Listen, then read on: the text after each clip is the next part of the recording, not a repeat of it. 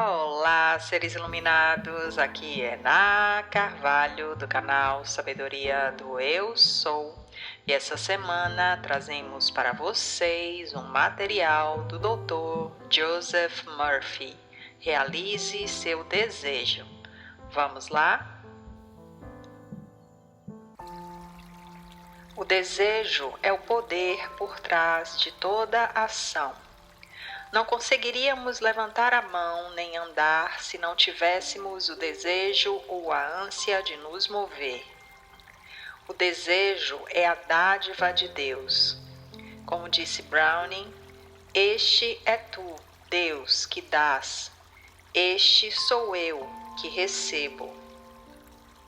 É o ser humano que recebe, não apenas algumas dádivas da vida, e sim todas elas. Filho, tu sempre estás comigo e todas as minhas coisas são tuas. Lucas capítulo 15, versículo 31. Tudo aquilo que o Pai tem, seja o que for, é nosso. Nosso Pai tem consigo todas as coisas que solicitamos, como paz, harmonia, abundância, orientação, alegria e expressão infinita. Devemos crescer incessantemente. Jamais extinguiremos o armazém infinito. Vamos entender algumas verdades simples. É por causa do desejo que saímos da frente de um ônibus que se aproxima. Fazemos isso porque temos o desejo básico de preservar a vida. A autopreservação é a primeira lei da natureza. Por exemplo, o agricultor planta sementes porque deseja obter o alimento para si e sua família. O ser humano constrói aviões movido pelo desejo de reduzir tempo e espaço. Situações semelhantes se apresentam ao longo de nossa vida. O desejo impulsiona o ser humano. É o estímulo para a ação. Está por trás de todo o progresso. É, de fato, a ânsia cósmica em todos nós, impelindo-nos a seguir adiante, em frente, para cima e para Deus. O desejo é o anjo de Deus, o mensageiro do divino, dizendo a cada um de nós: suba mais alto. Ele está por trás de todo o progresso. É o estímulo da vida. Percebemos que seguimos o desejo que nos cativa e nos prende à ação. Todos nós seguimos em direção à ideia que domina nossa mente em determinado momento. O desejo é o anjo de Deus que nos fala de algo que, se aceito por nós, tornará nossa vida mais plena e mais feliz. Quanto maior a expectativa em relação ao benefício proporcionado pelo desejo, maior é o desejo. Quando não há expectativa de benefício, ganho, nem avanço resultante, não há desejo. Consequentemente, não há ação. Disse o Senhor: Eu sou o Alfa e o Ômega, o primeiro e o derradeiro, o princípio e o fim. Apocalipse, capítulo 22, versículo 13.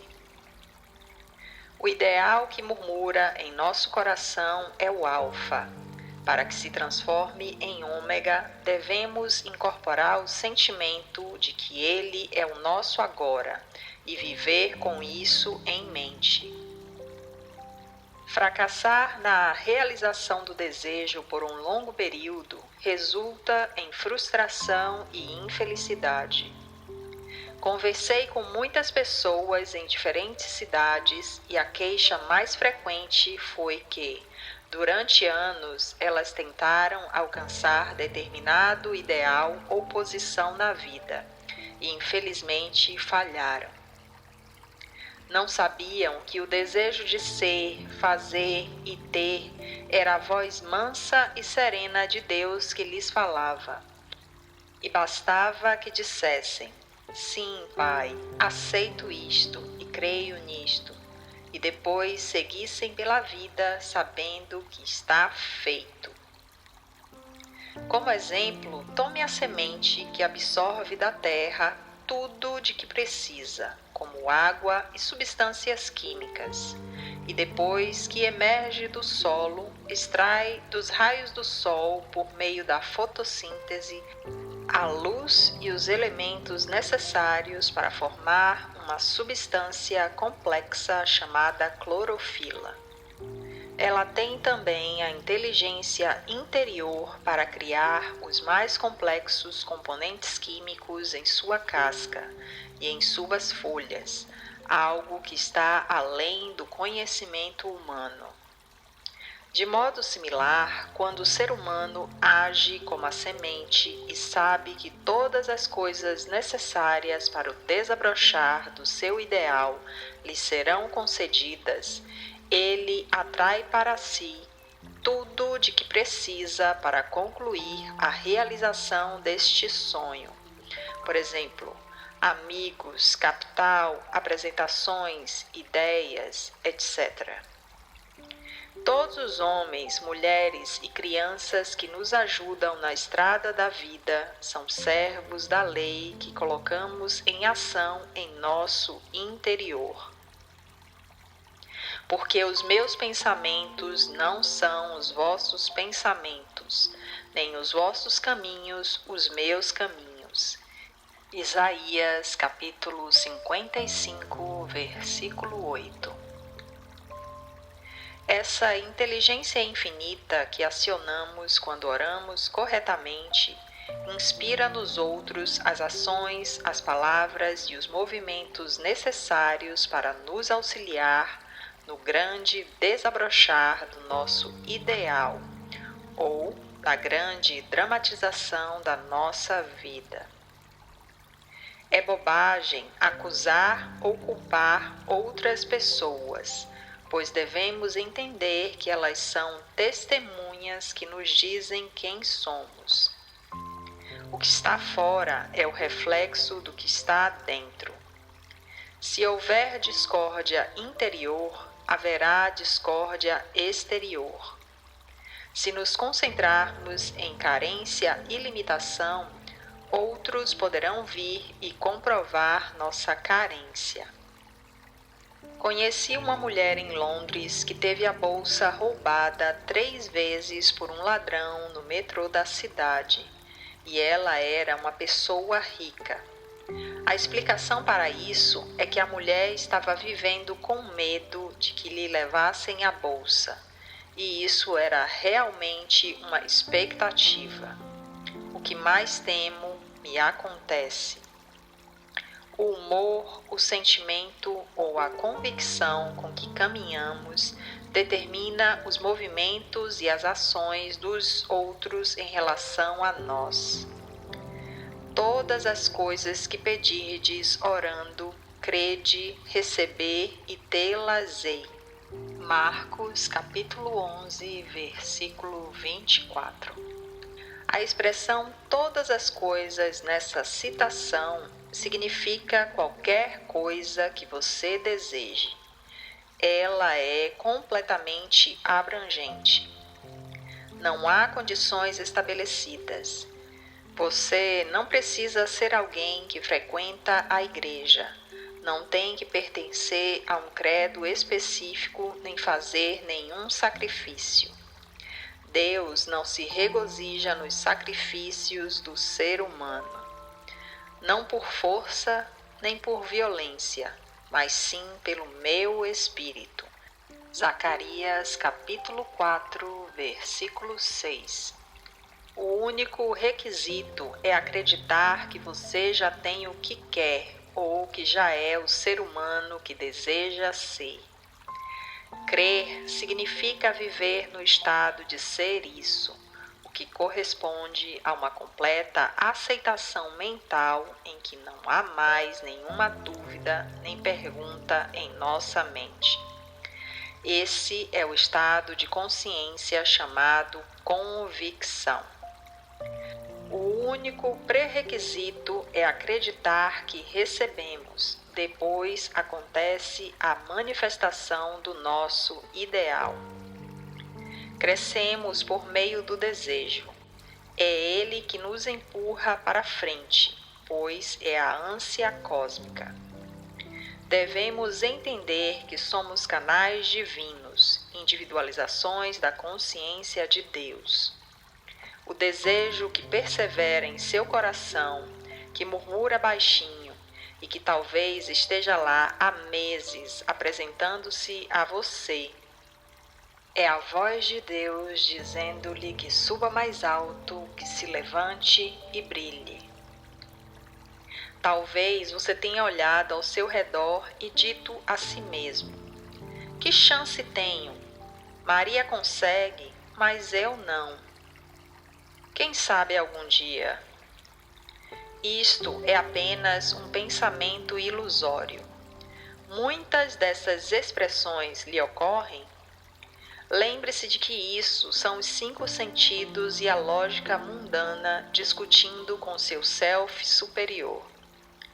Devemos nos recordar que durante a oração sempre excluímos as evidências dos sentidos e da razão, além de tudo mais que contradiga ou negue aquilo em que realmente acreditamos.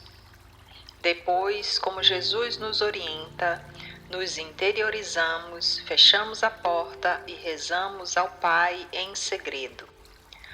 O Pai, que vê o que é secreto, nos recompensa abertamente. Vamos agora entrar nesse lugar secreto e realizar o ato espiritual criativo em nossa própria mente.